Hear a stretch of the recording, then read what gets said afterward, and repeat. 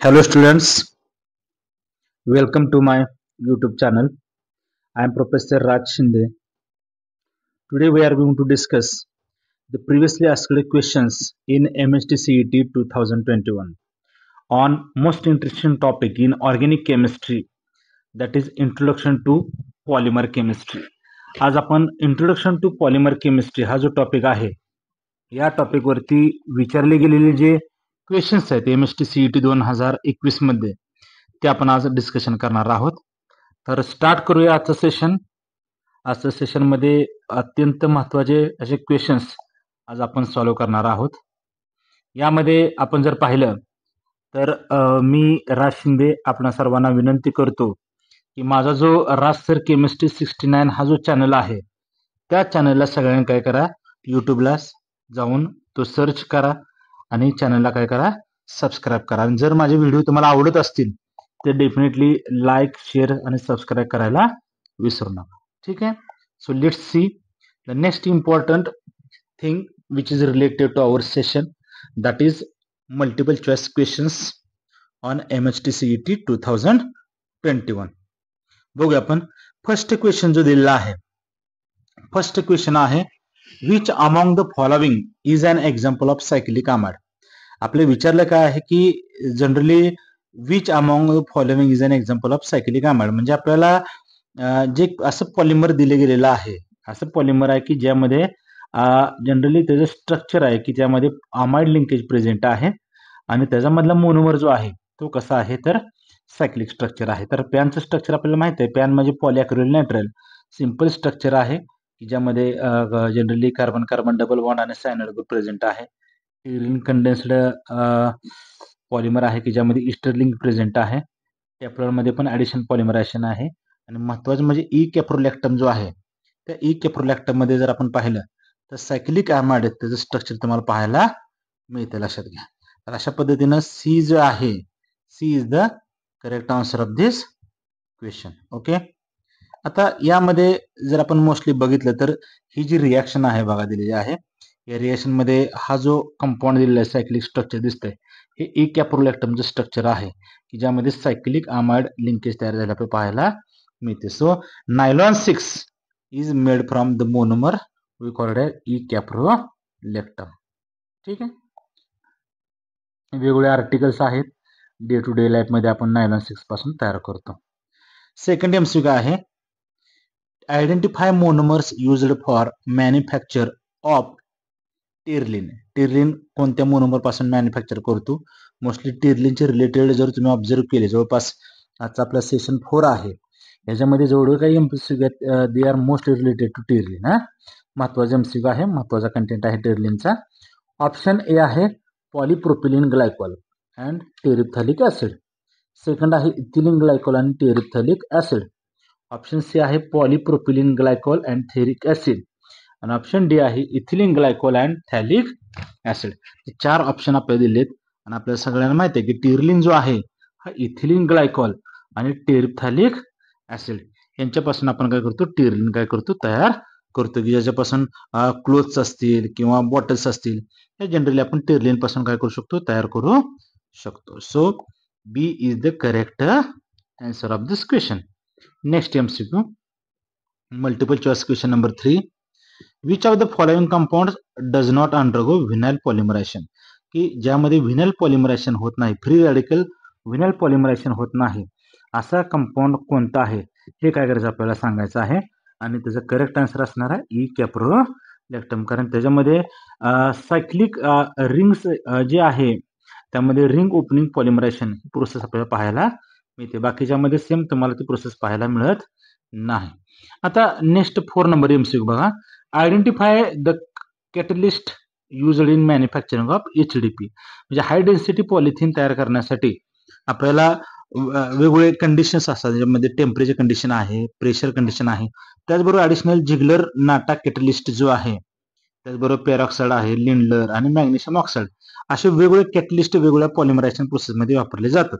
आता यातला एक भाग महत्वाचा म्हणजे जो जिगलर नाटा कॅटलिस्ट आहे त्याला आपण काय म्हणतो, TiCl4 प्लस काय असणार आहे, ट्राय इथिल ॲल्युमिनियम. हे जे कॉम्बिनेशन आहे TiCl4 प्लस ट्रायथिल ॲल्युमिनियम, त्याला आपण काय म्हणतो, जिगलर नाटास म्हणतो, की ज्याचा यूज कशासाठी होतो, HDP तयार करण्यासाठी, मग हाय डेन्सिटी पॉलिथिन तयार करण्यासाठी यूज केला जातो. की जे जे वेगवेगळे प्रोडक्ट्स आहेत तुम्ही स्क्रीनवर बघू शकता, की वेगवेगळ्या ठिकाणी म्हणजे बकेट्स असतील, वेगवेगळे किचनमधले काय पर्टिक्युलर प्लॅस्टिक असतील, ड्रम्स असतील, बोट्समध्ये काय असेल, टॉयजमध्ये असेल, या वेगवेगळ्या ठिकाणी त्याचा यूज केला गेला आपल्याला पाहायला मिळतो. त्यानंतर 5 नंबर MCQ आहे, which among following compounds is used as monomer in preparation of Teflon. Teflon तयार करण्यासाठी आपल्याला कोणतं मोनोमर वापरलं जातं, आणि त्यामध्ये ऑप्शन आहेत टेट्रा ब्रोमो इथिलीन पहिला ऑप्शन, बी आहे टेट्रा फ्लोरो इथिलीन, सी आहे टेट्रा क्लोरो इथिलीन, आणि लास्ट आहे टेट्रा आयोडो इथिलीन. तर आपल्याला माहित आहे की C2F4 that is called as tetrafluoroethylene is used to prepare Teflon. Teflon तयार करण्यासाठी यूज केला जातो. हे वेगवेगळे आर्टिकल्स बघू शकता, वेगवेगळ्या प्रकारचे प्लॅस्टिक आपण डे टू डे लाईफ असेल, इंडस्ट्रीमध्ये असेल, सोलरच्या ह्याच्यामध्ये असेल, वेगवेगळ्या ठिकाणी ह्या टेफ्लॉनचा यूज तुम्हाला पाहायला मिळतो. So correct answer is that is B. Okay guys, so next slide that is 6 number MCQ, buna S is obtained from. Question विचारला गेला MST CET 2021 चे क्वेश्चन आहेत सगळे हे. त्यामध्ये ऑप्शन ए आहे स्टायरीन अँड 2-chloro-1,3-butadiene. ऑप्शन बी दिलेला आहे ॲडिपिक acid and हेक्झामिथिलीन diamine. Option C आहे स्टायरीन अँड ब्युटाडाईन, आणि ऑप्शन डी आहे ग्लायसिन आणि ई अॅमिनो कॅप्रोनिक ऍसिड. तर आपल्याला माहित आहे बुना म्हणजे काय असणार आहे, 1,3-butadiene, यस म्हणजे काय, स्टायरीन. त्यामुळं ऑप्शन सी जो दिलेला आहे styrene and butadiene that is the correct option. Okay, आता हे वेगवेगळे आर्टिकल्स आहेत की जे डे टू डे लाईफ मध्ये आपण काय करतो, बघतो, की जे जनरली बुनायस पासून काय केले तर तयार केले जात असतात. चला next 7 number MCQ, which of the following is an example of copolymer. आता दिलेलं कोपॉलिमर जे आहेत आपल्या दोन टर्म माहित आहेत, होमोपॉलिमर आणि कोपॉलिमर. आता आपल्याला विचारलंय की कोपॉलिमरचं एक्झाम्पल कोणतं आहे. ऑप्शन ए आहे PVC, ऑप्शन बी आहे नायलॉन 6, ऑप्शन सी आहे बुनायस, आणि ऑप्शन डी आहे पॉलिथिन. 4 ऑप्शन दिले आहेत बघा. आता पहिली गोष्ट म्हणजे तुम्हाला माहिती पाहिजे की होमोपॉलिमर कशाला म्हणायचं आणि कोपॉलिमर कशाला म्हणायचं. आता होमोपॉलिमर कशाला म्हणायचं, होमोपॉलिमर तर एकाच प्रकारच्या मोनोमर पासून जर एखादा पॉलिमर तयार होत असेल, म्हणजे those polymers which are made from one kind of monomers, त्यांना आपण काय म्हणतो, होमोपॉलिमर्स म्हणतो. जसं एक्झाम्पल आपण पॉलिथिन पाहतो, पॉलिॲक्रिलोनायट्राइल बघतो आपण, टेफ्लॉन, हे सगळे होमोपॉलिमर्स आहेत. आता कोपॉलिमर म्हणजे काय, की असे पॉलिमर्स की जे दोन डिफरंट मोनोमर पासून काय झाले असतात, तयार झालेले असतात, त्यांना आपण काय म्हणतो, कोपॉलिमर असं म्हणतो. आता ह्याच्यामध्ये जर बघितलं आपण तर PVC मध्ये जर PVC जर बघितलं आपण तर होमोपॉलिमर आहे. याच्यामध्ये सेकंड जो आहे, सेकंड या केसमध्ये जर बघितलं आपण तर नायलॉन 6 हा ई कॅप्रोलॅक्टम पासून सेम टाईपच्या मोनोमर पासून तयार होतो. पॉलिथिन हा इथिन पासून तयार होतो. राहिला फक्त बुनायस, कारण बुनायस हा 1,3-butadiene आणि स्टायरीन हे दोन मोनोमर पासून काय होतो, तयार होतो. So buna S is the correct answer of this question. Okay, चला next one that is question number 8. Question number 8 आहे बघा.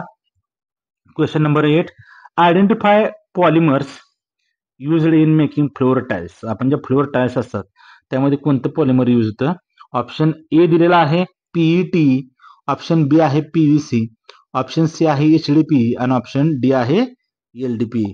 तर बघूया की फ्लोअर टाइल्स मध्ये जो जनरली पॉलिमर आहे तो कोणता आपल्याला बघायला मिळतो. चला थोडंसं एक्सप्लेनेशन घेऊया याच्याबद्दल. तर आपल्याला सगळ्यांना माहिती आहे PVC पाईप्स वगैरे तुम्ही नाव ऐकलं असेल. हे PVC म्हणजे काय, पॉलिव्हिनाइल क्लोराइड.